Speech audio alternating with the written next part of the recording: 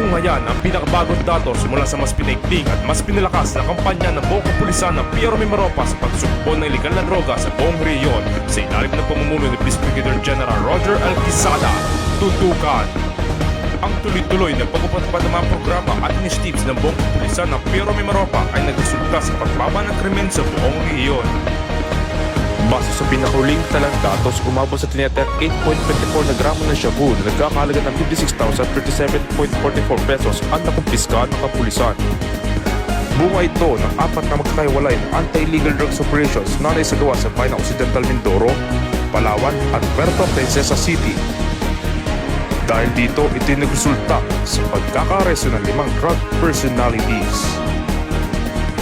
At yan ang mga huling kaganapan dito sa Police Regional Office Mimaropa sa pangunguna ng kanyang masipag at masigasig na Regional Director, Police Brigadier General Roger L. Quezada, katuwang ang Command Group, Provincial Directors, Chief of Police at iba pang unit leaders at higit kumulang na 6,000 kapulisan.